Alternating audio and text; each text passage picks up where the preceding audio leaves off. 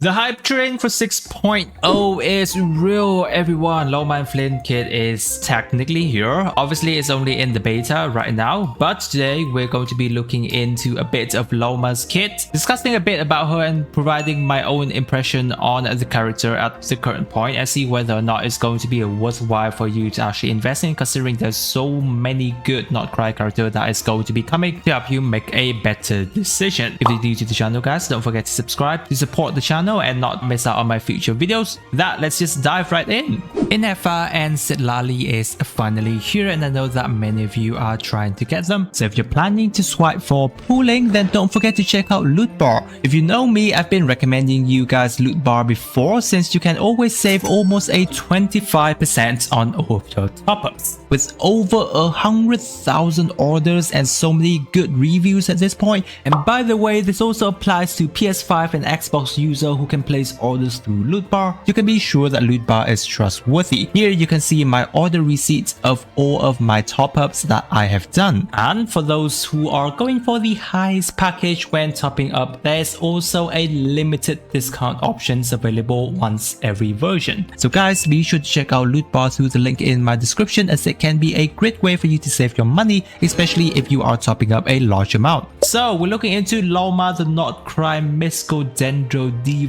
with a lovely vibe, like she just stepped out of a magical forest. She's got elf ear, the ability to shapeshift into a deer, absolutely chef kiss. She's also a part of the people who worship Columbina, so that's interesting. But the most important thing obviously is her kit. Now she is going to be a 5-star Catalyst Dendro character, generally going to be the off-field support character. Whereas the most important thing about her is she's going to be turning your bloom teams into crit popping Lunar Bloom machines. So basically going to bring back Dendro teams, which is obviously kind of nice, as Dendro reaction teams have been under the radar for basically the whole of Natlin patches. Apart from, we have a bit of Kinich here and there, but then he kind of dips afterwards. So anyone who is into Dendro team is obviously really excited for Lauma. Now for her skills and kit, looking into her E skill, when casting she basically triggers a mobile field that follows your active character, as well as dealing AoE Dendro damage once every 2 seconds. So kind of like a Nahida's Try Karma elemental burst, but it does follow you around. Now there is 2 versions of it. One is tap, where she's going to be slamming enemies with AoE Dendro damage. However, the most important thing comes when in hold. For whenever you have at least one verdant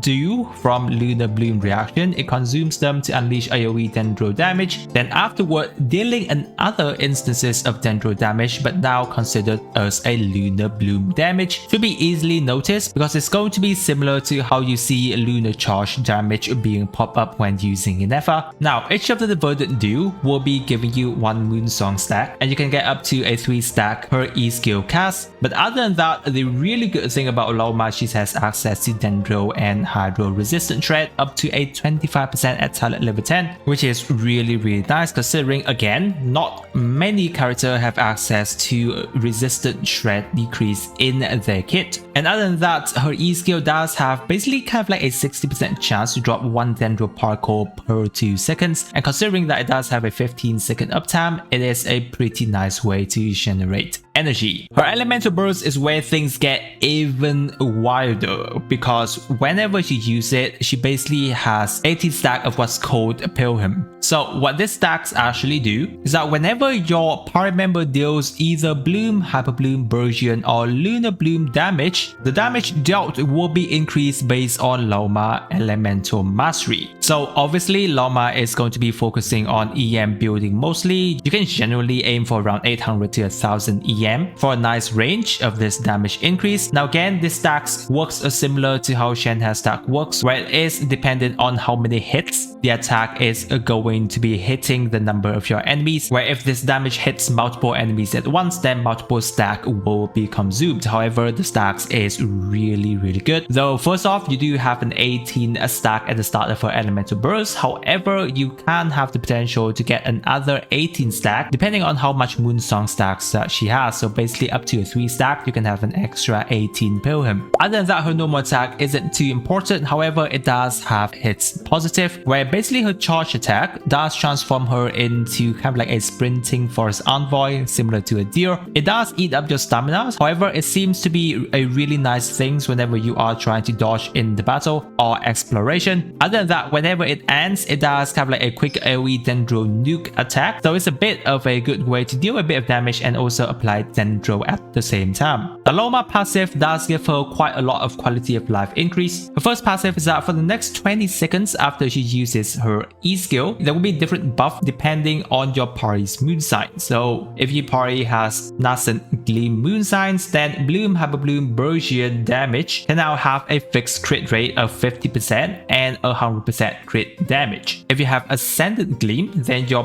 party Lunar Bloom crit damage will be increased by 10% and a 20% crit damage. Second passive, increase her E skill damage by up to a 32% depending on how much EM she has, so basically capping out at around 800 EM, and also reducing her charge attack cooldown with a maximum of a 20% cooldown decrease. Third passive is of course regarding Lunar Bloom. For now, whenever your party member triggers Bloom reaction, it will be converted into Lunar Bloom reactions, and also the damage will be increased based on Lauma's EM with a maximum of 14% increase. Other than that, your party's moon sign level will also be increased by 1. So basically that's the overall skill and kit of Lauma at the current point. Seems really nice in terms of everything that she does toward a Dendro team. Therefore, generally how Lauma playstyle is going to be that she's going to be your off-field Bloom Queen designed to set up reactions as well as resistant shred for your Dendro focused team. Her gameplay generally isn't too hard. You just want your first off your Hydro character in the team to apply Hydro and then switch into her using her Hold E skill to consume Verdant Dew, then trigger Lunar Bloom, stacking up to a 3 Moonsong stack. After that, you hit her Elemental Burst for an 18 Pilgrim stack or up to a 36 stack depending on how many Moonsong stack that you have converted. After that, you switch in your other party members to trigger Lunar Bloom, Hyper Bloom or Bergian depending on which team you are using. Generally, her skill and burst does have a 15-second uptime, so that's pretty solid. Other than that, you do want to have at least around 130 to 150% energy regen with a battery like Nahida for example, to make sure her elemental burst has a decent uptime. Though I don't think it's going to be too hard to keep her elemental burst up, for her burst is only a 60 energy cost, and other than that, her artifacts, which we'll be touching in a bit, has already kind of covered quite a bit of her energy regen, which is where we're going to be touching on her weapons and artifacts. Now generally her weapons is pretty simple. There are going to be some new weapon of course coming in 6.0. First off, her signature, generally giving her around 120 EM, and after that increasing all of your party members Lunar Bloom damage by 120%, 80% Hyper Bloom and Bergian damage, as well as Lunar Bloom damage increased by a 40%. And that is, wow, obviously something to be expected as a dedicated signature weapon. However, there is going to be another weapon, which is the Black Marrow Lantern, where you do have a bit of EM increase. But the passive, if I'm not mistaken, this is going to be a craftable weapon in Not Cry, therefore you can expect it to get to a R5 level where it boosts a 96% bloom damage as well as a Lunar Bloom damage increase by a 24%. But if you are in a team with Ascendant Gleam, then your Lunar Bloom damage is increased by an additional 24%. Overall, a really nice free-to-play weapons for your Lauma, considering that I feel you guys are going to be trying to invest into her a lot if you are pulling for her, especially when it comes to Constellation that we'll be discussing in a bit. Other free-to-play options you can look into is like the Sack Fragment, generally really good weapon. Wandering Even Star, those are kind of fine, but I think we're going to be going with the Black Lantern all the way for free-to-play anyway. For the artifact sets, obviously there are going to be new artifact sets for Lauma. A set that we may be able to focusing on at the current point is going to be a set that actually increases energy regen, and other than that, when you deal elemental damage, you get a Gloom Moon Devotion effect that increases your party member EM depending on whether they're in Nascent Gleam or Ascendant Gleam. Other than that, all the party member Moon Glare reaction is increased by a 10% for each different gleaming moon effect that the party may have. Obviously, this is going to be a set that focuses for Lauma. However, again, it is a very new set. It is going to take you quite some time to actually get good numbers from it. So generally speaking, again, the Deepwood Memories is still a really nice set. set if you are having it at a nice level, where again it increases Dendro damage with resistant shred. Other than that, I think there will be a rework to the Flower of Paradise set, where you get 80 EM increase, a 40% Bloom, Hyper Bloom and Virgin damage, as well as a 10% Lunar Bloom damage increase. So basically that is still an option for us to consider. For the substats, basically all the way EM for Lauma, as generally she's not going to be the main damage dealer on your team anyway, and generally trying to get her EM as high as you can so that you get the most stat increase from her passive is generally going to be a consideration. Which is why we're going to be touching on her constellation, and I have to say that her constellation may be quite valuable, so valuable that it might be even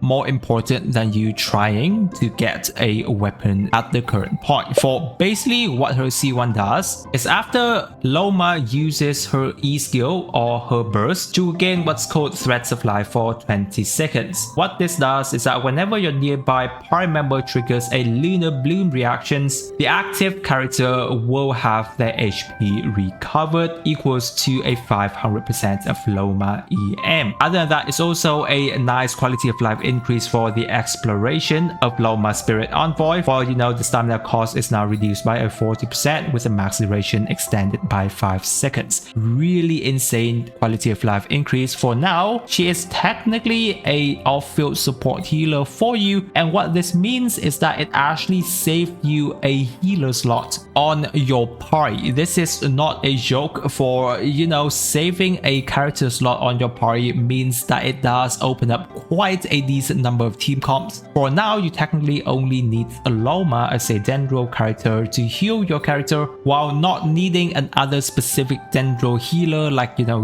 Yao or Baizhu, but instead you can now either switch in who knows like Naida or Alhaitham if you have really other good Dendro character that can deal damage. So honestly, I think C1 is quite huge. Other than that, her C2 uses up the Pelham stack with a 500% EM, where the party members Bloom, Hyper Bloom and Virgin damage is further increased by 500% of Lauma's EM, and the Lunar Bloom damage is increased by 250% of her EM. While in Ascendant Gleam, party member Lunar Bloom damage is now increased by a 40%, which is really good. Obviously a C2 is generally a good stopping point for many of us. C4 restores his 4 energy every 5 seconds, so basically just there to keep her elemental burst ready. And while C6 is definitely for worlds, dealing extra AoE Lunar Bloom damage at 320% of Lauma's EM, up to 8 triggers per rotation, grants 2 Pelham stacks and also refreshes their durations. Plus her normal attack with Pelham stacks deal 200% EM Dendro damage as Lunar Bloom, and while in Ascendant Gleam, all party members Lunar Bloom damage is elevated by a 25%. So yeah, C6 just doing C6 things. Generally C1 really insane quality of life increase that it is really important for most of us to try and consider getting it. C2 is generally a good stopping point overall, and that's something that we should be expecting, which is where it leads us to the more interesting sections of a character. Is obviously going to be regarding team building. Now obviously we already know that she's going to be an off-field Dendro support character, so most of her team comps is generally going to be around Dendro. Now first team is going to be a Flynn's Hyper Bloom team. We haven't discussed Flynn's yet, but he is going to be a new character that's coming alongside in the patch of Lauma, most likely going to be in the second phase, where you can have Flynn's, Lauma, Nahida, and then the last slot being the Hydro character to be the healer like Kokomi for example. However, again, if you do have a Lauma at C1, then you can definitely consider Yelan or Furina as a Hydro character, and that's a really nice Hyper Bloom team. Other than that, another Hyper Bloom teams is going to be Alhaitham Hyper Bloom. Generally you can have Alhaitham, Lauma, Yelan, and then Kuki Shinobu to be there and triggers Hyper Bloom for you. Now Neuvillette Bloom team is going to go up in potential, where you have Neuvillette, Lauma, Nahida or Baizhu if you don't have a C1 Lauma, and then a Furina in the last slot, boosting up Neuvillette teams again into an interesting team composition variety, where he already have so many different team comps to be using. Generally I don't think this is going to be the best team comp for Neuvillette, but regardless it is another interesting team team that we can use new Violet in. A slightly more free-to-play Lunar Bloom team is going to be on an Ino team where you have Ino, Lauma, Dendro Traveler, and a Sucrose. Generally a pretty good team. However, again, it is kind of expected you to have a C1 Lauma here so that you can be a healer. Otherwise, it is going to be on a tougher side. But other than that, a C6